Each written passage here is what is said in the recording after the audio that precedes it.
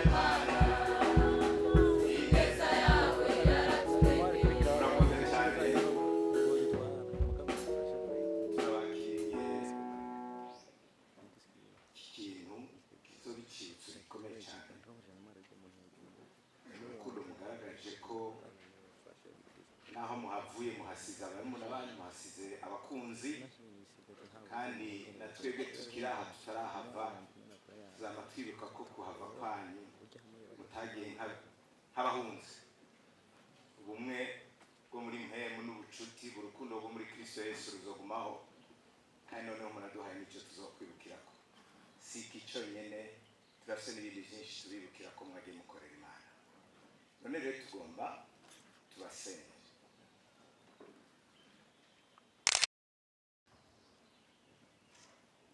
Nariko ndaraba ko muza kuhakwirwa gupfukama kandi baza ko bikunda, sibyo? Abo bantu bizo mikrofone zijyane hariya bodufasha zikigira haruguru gatoya kugira ngo abantu b'Imana baronke aho bapfukama bagukira.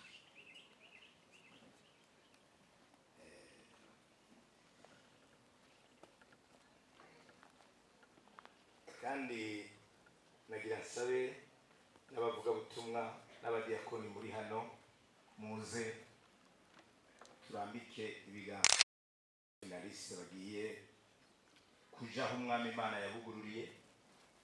Bamwe baza bahazingira ngo abandi ntaho baramenya, ariko uko biri anyu Uhoraho ahashire inzira yuguruye. inzira y'umugisha. Mubazunguruka impande zose abakozi b'Imana, hanyuma tuce dusubiza mikrofone Pasteur Gerard asabe umugisha uzuherekeze aba bafinali kuyaheza banayahejeje. Nkuko mwabidusiguriye ni kivi kimwe, haracariho n'ibindi bivi byinshi. Hari naho bagiye kuzoca amadoktora, hari naho bagiye kuzokwiga, naho bagiye kubandaniriza mu makaminuza y'iki gihugu nyene. Ni byinshi, inzira zohoraho zirenga igihumbi.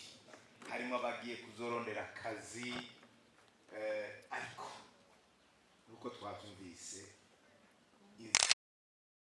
kuri wewe no kuri mwebwe abagiye muzoca. Eko umukozi w'Imana basenye. Mana yo mwijuru data wa twese,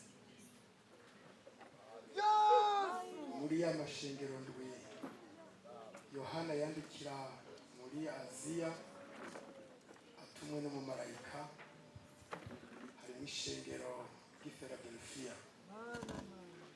Yavuze ngo jewe ndi umunago wo ku gishitsi ca Dawidi, ni jewe mfise urufunguruzo, nduguruye ntawugara, kandi nugaye ntawugurura.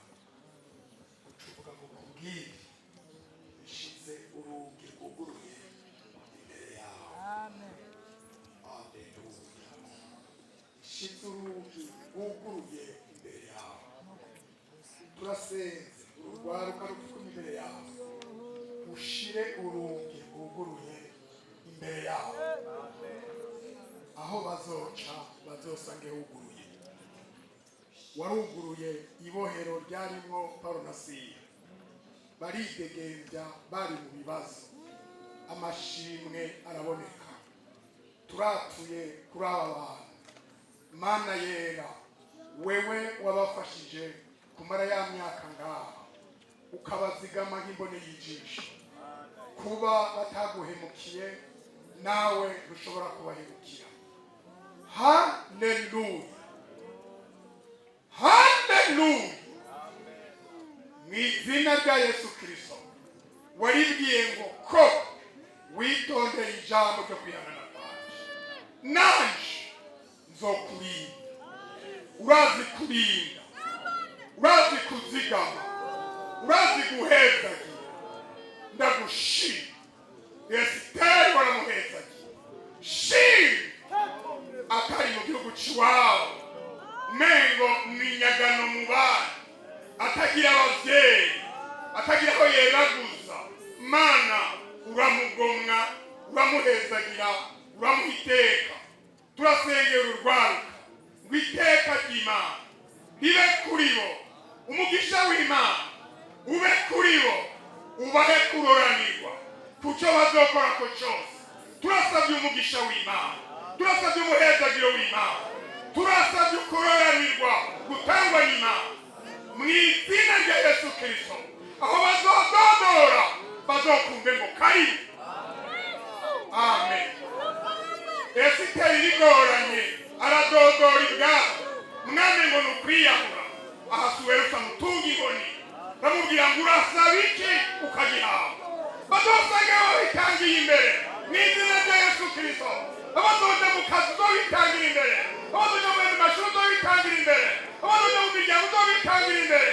Aho umuntu wese azokandagiza ikirenge azosange wakihakanyarije wewe, akandagiza ikirenge mu cawe. Mana ibikorwa bakoze hano urabazirikana ko mw'izina rya Yesu Kristo. Iyi kado basize hano, aho zivururira abantu bose bagiye bagukorera, nawe nyene uri yawe, kandi ubanezererwe hanyuma ubanezereze. Turagushimiye kubyumvise kandi kubikoze mw'izina rya Yesu Kristo mwami wacu. Amina.